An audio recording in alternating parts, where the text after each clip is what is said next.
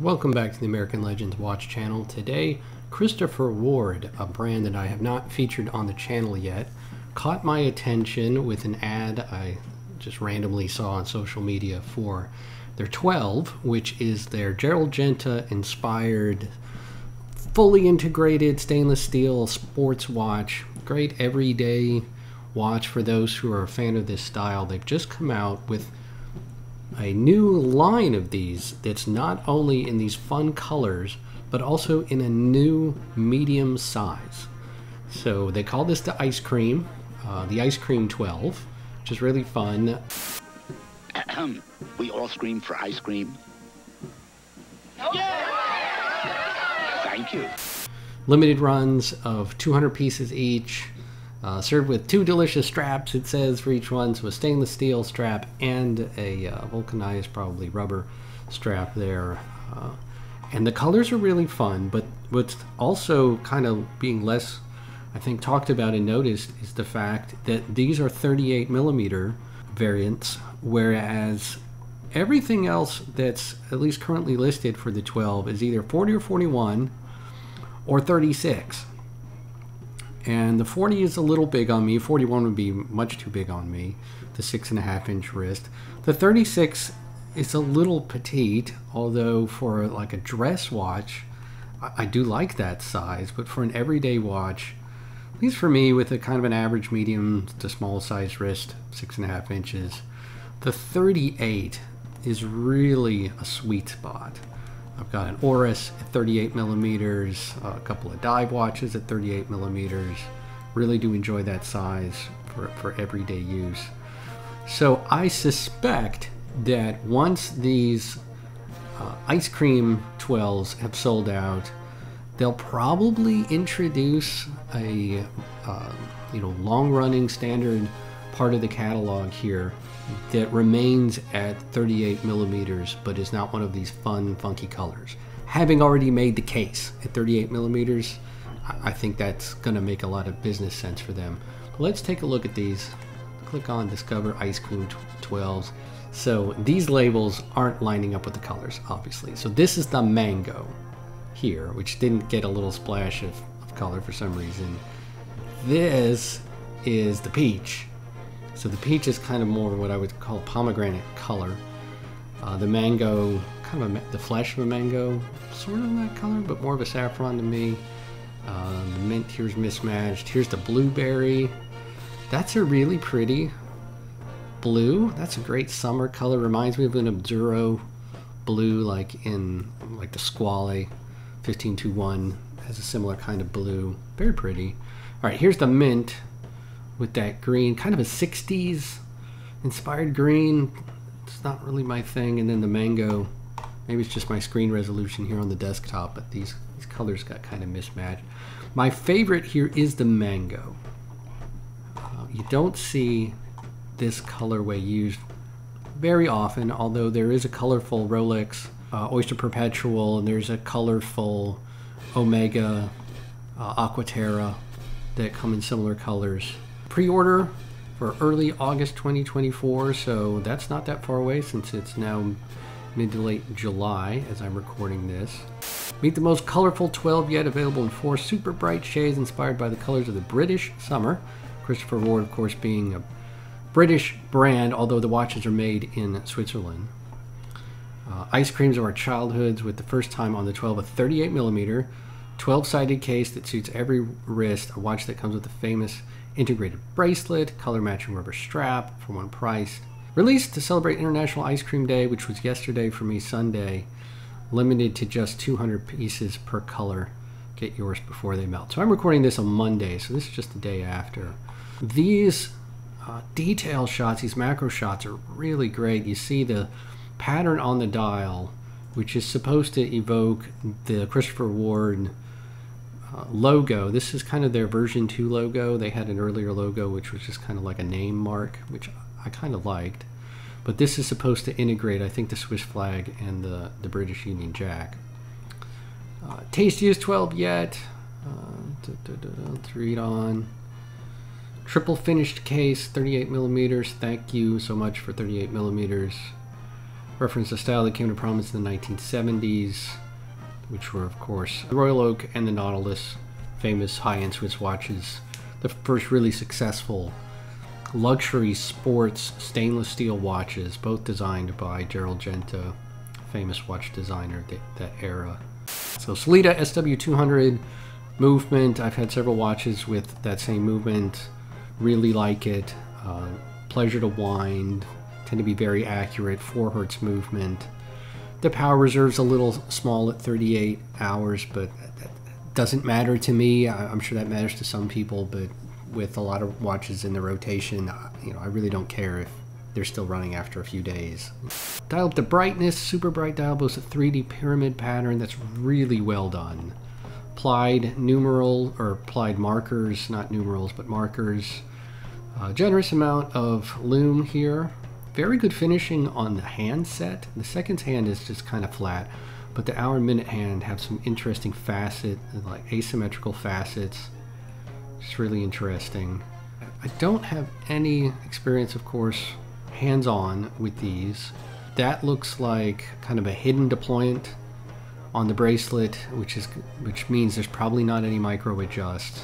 So it's got their quick release system, but that's going to be taking the strap on and off, not adjusting the strap. So the adjustability of the bracelet would be an issue for me. Personally, I'm not a fan of rubber straps. In the summer, they just make for a sweaty wrist, and I don't go for that. And I'm also have shell shocked from Casio watches as a child, when the way the watch would break would be that the rubber strap would tear. So I'm sure these are much better rubber and wouldn't be prone to that. Design wise, I do like this detail here where the strap kind of closes off. It doesn't leave any gap there. I really like that. That's reminiscent of, again, some of the higher end Swiss watches that do have rubber straps. Rolex has their Oyster Flex, and Breitling has similar rubber. Tudor, of course, Audemars Piguet with the Royal Oak.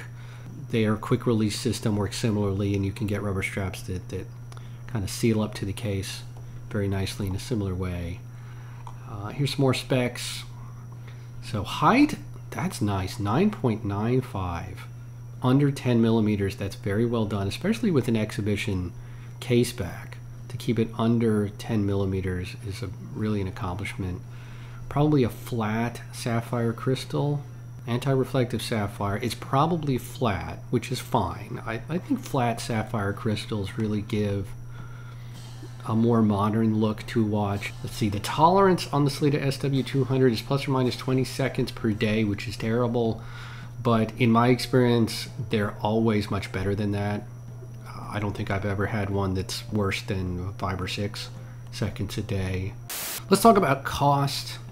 $1,275 I think is a little steep for a stainless steel watch with the Sellita movement, but not by that much. If you compare to the prices, if we go back, the prices of the regular long-standing 12 models, the titanium 12X, almost $5,000, the titanium 12 with the regular dial, almost $2,000, and then the regular 12s with their standard colors are basically the same price as these special editions.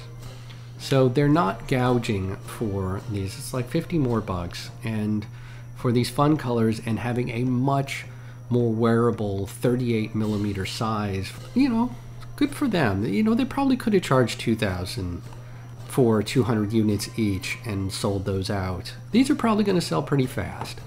We're a day in. None of these are sold out yet, so if you're interested, probably should go ahead and pull the trigger.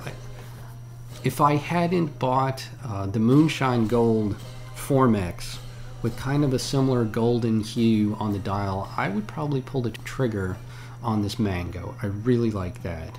The peach here, this pomegranate color on the peach, is a little loud for me. I'm not a big fan of the 60s kind of limeish green with their color mint green.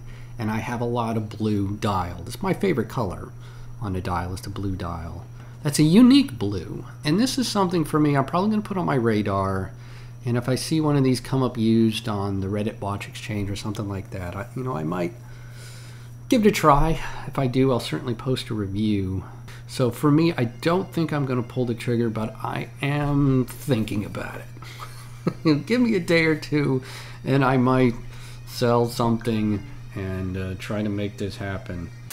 One design element that I don't like on any of these 12s, I wish they didn't have these extra crown guards. It makes it look like it's a chronograph with pushers, which it isn't. They're simply crown guards, and for me they kind of ruin the symmetry of the case.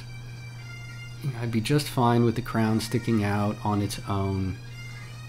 I don't think I've ever had a crown guard actually save the crown from any kind of damage.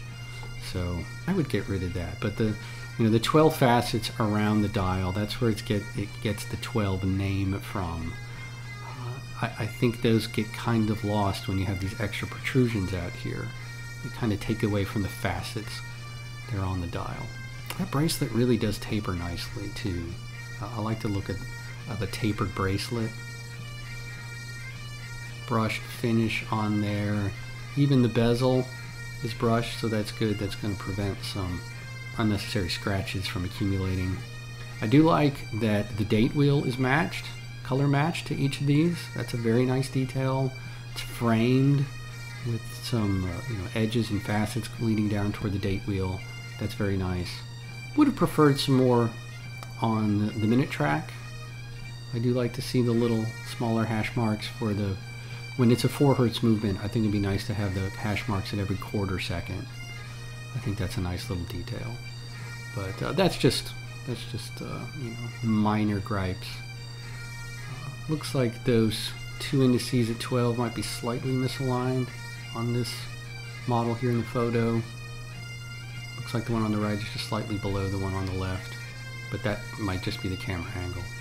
And I'm being picky now. So I think I'm going to leave it there. Let me know your thoughts in the comments below if you're considering pulling the trigger on one of these fun colors. If you have one of the 12 already in 36 or 40 or 41, let me know if you think the 38 would really be a worthy addition here to the catalog. I hope that it is.